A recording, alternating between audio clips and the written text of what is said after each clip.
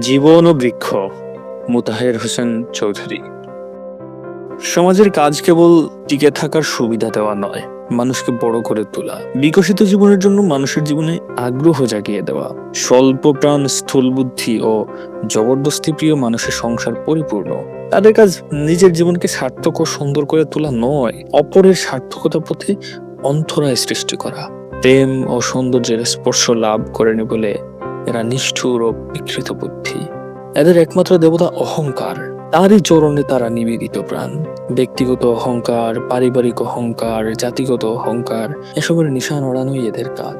মাঝে মাঝে মানব প্রেমের কথাও তারা বলে, কিন্তু তাতে নেশা ধরে না, মনে হয় আন্তরিকতা শূন্য, উপলব্ধিহীন বলি।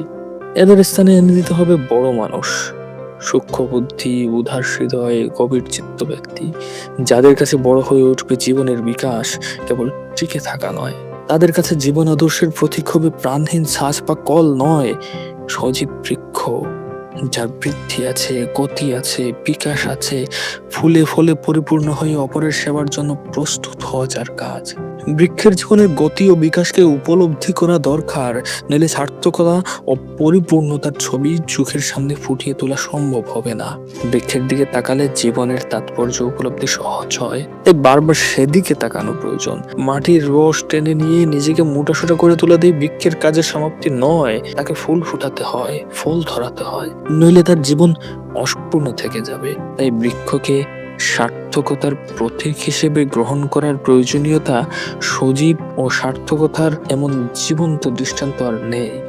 অবশ্য রবীন্দ্রনাথ অন্য কথা বলেছেন। ফুলের ফুটা আর নদীর গতির সঙ্গে তুলনা করে তিনি নদীর গতির মধ্যেই মনুষ্যত্বের সাদৃশ্য দেখতে পেয়েছেন। তার মনে মনুষ্যত্বের বেদনা নদীর গতিতেই উপলব্ধ হয়, ফুলের ফুটায় নয়। ফুলের ফুটা সহজ, নদীর গতি সহজ নয়, তাকে অনেক বাধার ঠেকানোর দুঃখ পেতে হয়। কিন্তু ফুলের ফুটার দিকে না তাকিয়ে বৃক্ষের ফুল ফুটানোর দিকে তাকালে বোধহয় রবীন্দ্রনাথ ভালো করতেন। তপোবন প্রেমিক রবীন্দ্রনাথ কেন যে তা করলেন না তা বোঝা মুশকিল।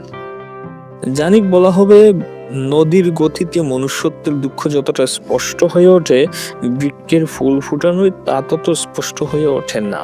তাই কবি নদীকেই মনুষ্যত্বের প্রতীক করতে চেয়েছেন। উত্তরে বলবো, চর্মচক্ষুকে বড় না করে কল্পনা ও অনুভূতির চক্ষুকে বড় করে তুললে বৃক্ষের বেদনাও সহজে উপলব্ধি করা যায়। আর বৃক্ষের সাধনায় যেমন একটা চিরস্থির ভাব দেখতে পাওয়া যায়, মানুষের সাধনায়ও তেমনি একটা চিরস্থির ভাব দেখতে পাওয়া যায়। আর এটাই হওয়া উচিত নয় কি? অনবরত ধেয়ে চলা মানুষের সাধনা হওয়া উচিত নয়।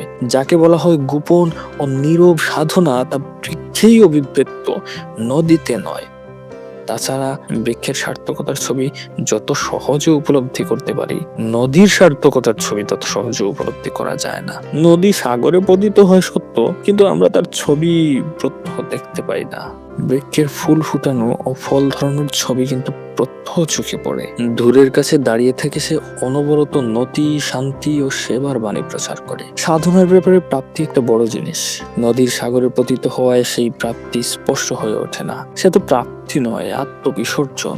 অপরপক্ষে বৃক্ষের প্রাপ্তি চোখের সামনে ছবি হয়ে ফুটে ওঠে। ফুলে ফলে যখন সে পরিপূর্ণ হয়ে ওঠে, তখন আপনা থেকেই বলতে ইচ্ছে হয়, এই তো সাধনার সার্থকতা।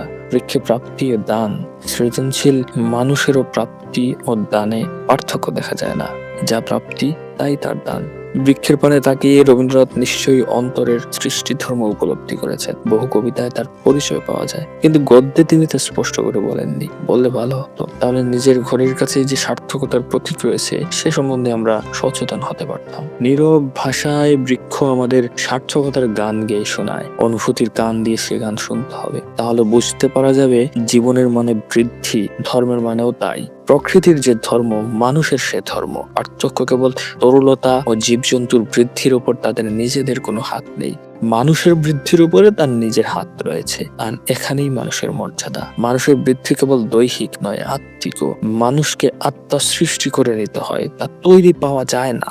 সুখ, দুঃখ, বেদনা উপলব্ধির ফলে অন্তরের যে পরিপক্কতা, তাই তো আত্মা। এই আত্মারূপ ফল স্রষ্টার উপভোগ্য।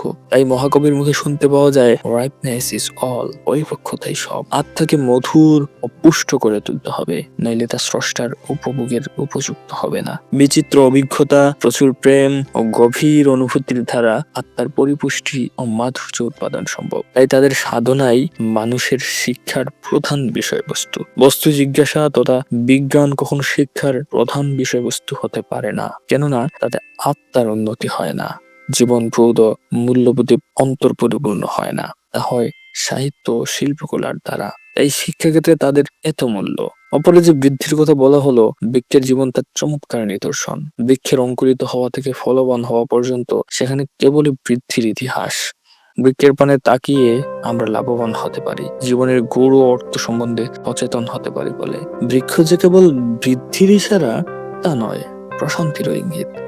অতি শান্ত অসহিষ্ণুতায় সে জীবনের গুরুভার বহন করে।